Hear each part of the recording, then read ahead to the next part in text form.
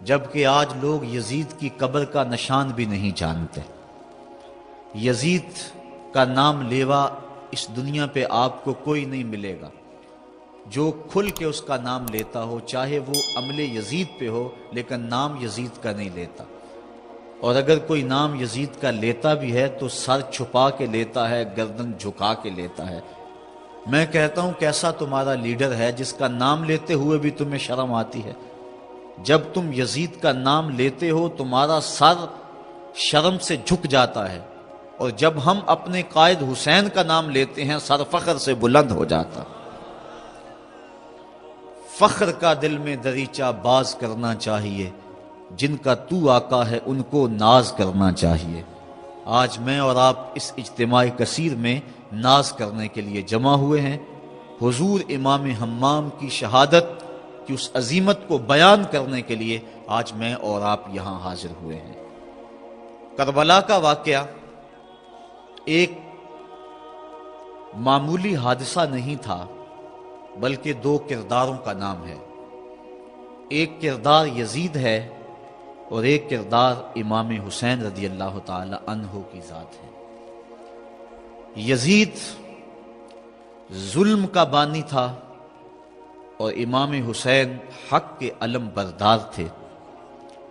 یزید نے اسلام کی قدروں کو پامال کرنا چاہا، حضرت امام حسین اپنا خون لے کے دشت کربلا میں آ گئے اور انہوں نے حق کی قدروں کو پامال ہونے سے بچا لیا۔ یزید داخل دشنام ہو گیا اور امام حمام کا نام قیامت تک چمکتا رہے گا، روشن اور تاباں رہے گا۔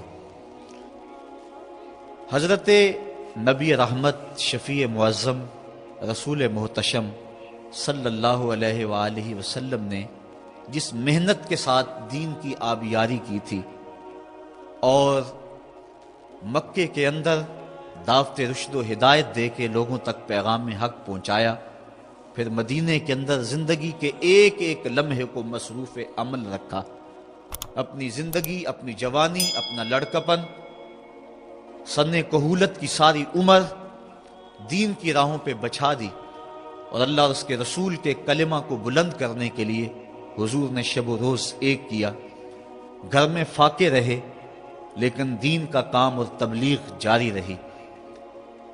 امام منذری نے الترغیب والترہیب کے اندر ایک واقعہ لکھا ہے کہ ایک دن حضور نبی رحمت صلی اللہ علیہ وآلہ وسلم سخت بھوک میں مسجد نبوی سے باہر آئے تو آگے شیخین کھڑے تھے، چند اور صحابی مل گئے، چند قدم آگے چلے تو حضرت ابو ایوب انصاری رضی اللہ تعالی عنہ کا مکان آ گیا۔ وہ خوشبو رسول سونگ کے جلدی جلدی گھر سے باہر آ گئے اور عرض کی حضور آپ میرے مہمان بن جائیں اور مجھے چند لمحوں کے لیے میزبانی کا شرف بخش دیں۔ آقا کریم نے فرمایا ابو ایوب تمہاری مرضی۔ حضرت ابو ایوب انصاری نے جلدی جلدی چٹائی بچھائی، حضور کو بٹھایا اور اہل خانہ کو بکری کا ایک بچہ ذبح کر کے دیا، کہا جلدی جلدی کھانا تیار کر دو، میرے آقا کو سخت بھوک لگی ہوئی ہے۔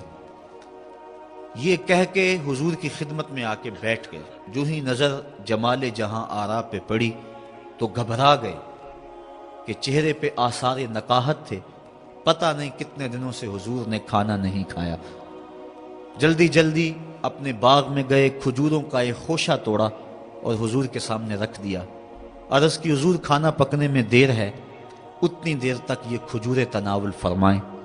امام منذری لکھتے ہیں جب کھانا پک کے تیار ہو گیا اور حضور کے سامنے رکھ دیا گیا اور عرض کی گئی حضور یہ تناول فرمائیں، تو جو ہی نظر حضور کی اس کھانے پہ پڑی تو آنکھیں اشک بار ہو گئیں، اور پھر ایک روٹی پکڑی اور چند بوٹیاں لے کر ایک خادم کے ہاتھ میں دیتے ہوئے کہا جاؤ ہمارے گھر دے آؤ، میری بیٹی فاطمہ کتنے دنوں سے بھوکی بیٹھی ہے، مال کے کونین ہیں گو پاس کچھ رکھتے نہیں، دو جہاں کی نعمتیں ہیں ان کے خالی ہاتھ میں۔